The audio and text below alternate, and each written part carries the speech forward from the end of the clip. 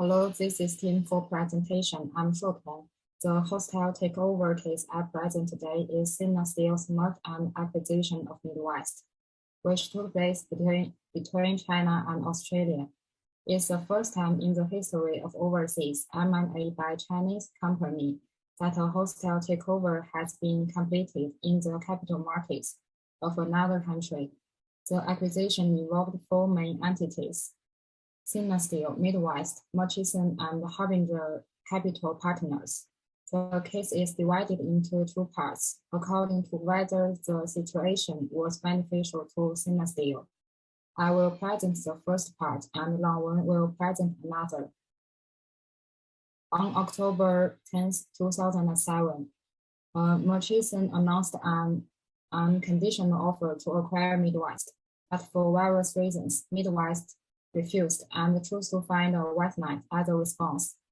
Because Sina Steel focused on overseas growth and their good relationship, Sina Steel chose to acquire Midwest shares in January 2008 in two tranches, becoming Midwest's largest shareholder.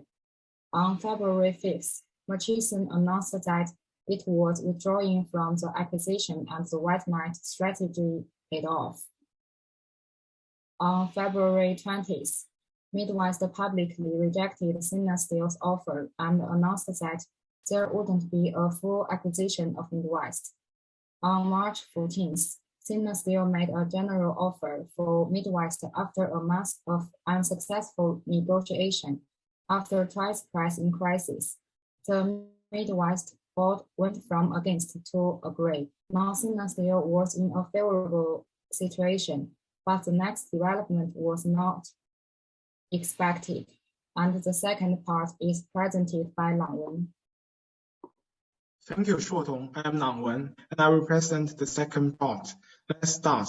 According to Shuotong's presentation, Sina Steel made a great progress in the acquisition. However, on 26th of May 2008, Murchison withdrew competition of the acquisition. So what is Murchison operation? It announced a new offer which showed on the slide. This offer is more aggressive and attracts Midwest growth to reconsider Murchison's bid. After the proposal published, a lot of energy were injected into the Midwest company's stock price, which jumped 12%.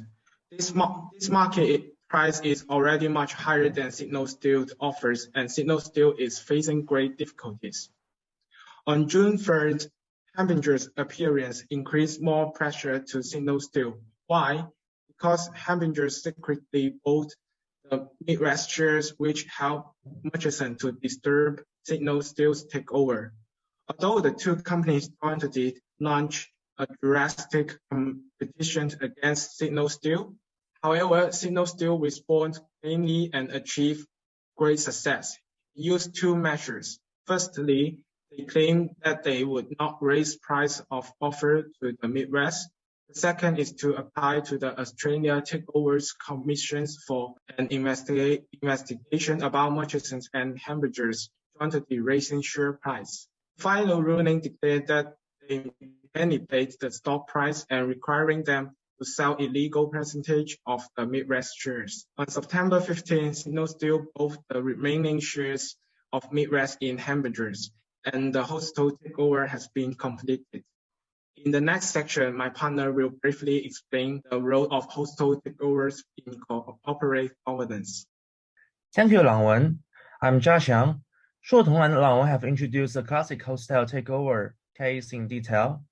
Now let's talk about the definition of what hostile takeover is. Hostile takeover is the acquisition of a company without the approval of the board of the target company. It aims to replace the investor status of the target company by acquiring the shares held by the original shareholder and then become the new shareholders. Therefore, the result is to cause the change of the equity relationship to control the company legally. And why does it happen? Firstly, Wellsbach in 1993 mentioned that why hostile takeover occur is to replace managers who are not maximizing the shareholders' wealth, because potential replacement of these managers through a hostile takeover provides incentives for them to take actions that keep their stock price as high as possible. Secondly, Shell with Destiny in 1993 also said that observable variables associated with the governance structure, such as the ownership of top management and the board of the directors, will vary in ways so that we can observe firms with certain types of structures systematically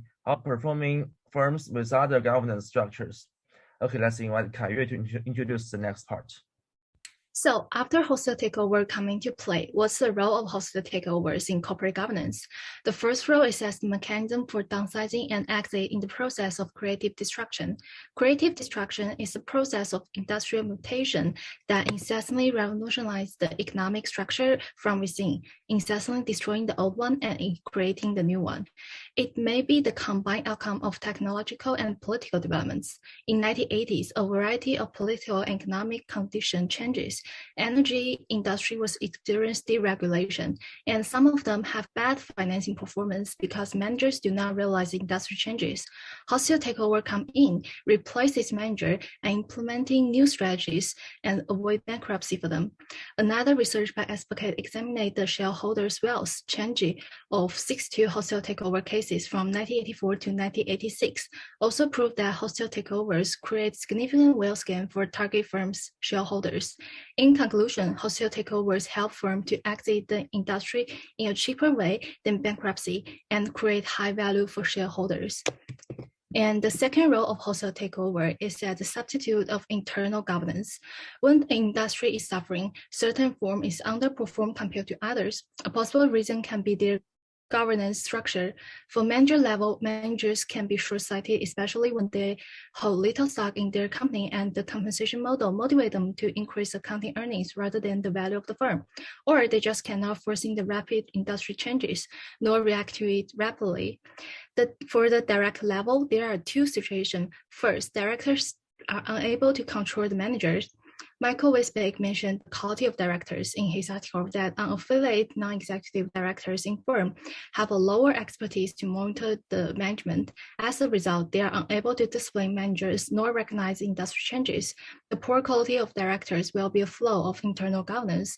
Secondly, according to Armok's paper, directors is unwilling to control the manager and refuse to make any changes. Even this action can raise market value because the required changes in a decline industry harm employees who are considered more important to the organization than shareholders who are only out for profit.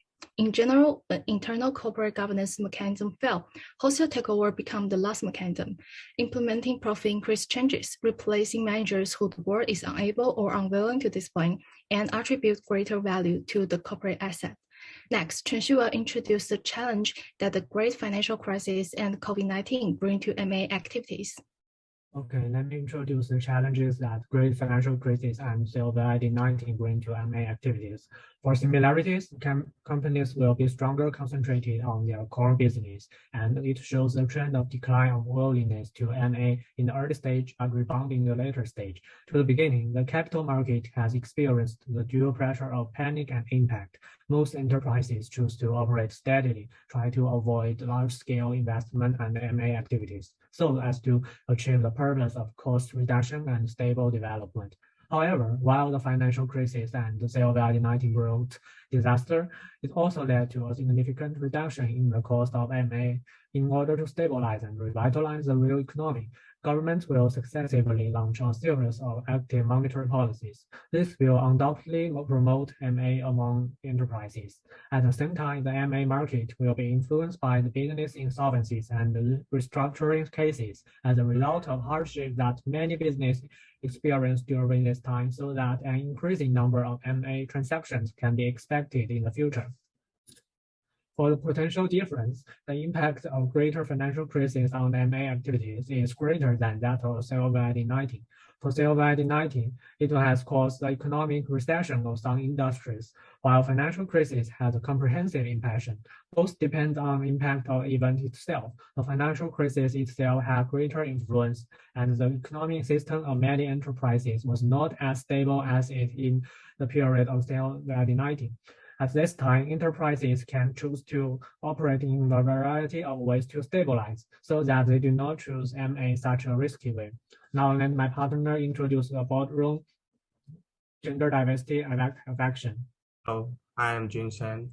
As can be seen from the data in the figures, the shareholder return and amount often relate negative to a performance of the female CEO.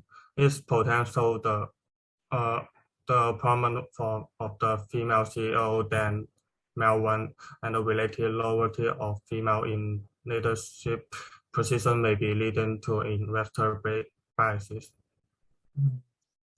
The share price of a crowd with both that have 50% or higher female representation perform better than those of a crowd with all male board. In the survey, many people agree the gender balance would be a good thing in a company. The supermarket performance of more gender balanced brand that's engaged in a system also persists over the long term. Gender balance and may give birth a diversity is priority. A quantity with female CEO perform better than a crowd with male CEO. In overall, companies with more of the female board representation will easier return talent because they are more prompt to growing on the key decision, including M&A. We refer many acquisitions and found there was few deals with one or low female board member. These are some consists. We also find there are many female CEO in the list company. The fact is that the work ability of women is a lot lower than men today. Thank you. Thank you for listening our group presentation. This is reference. Thank you.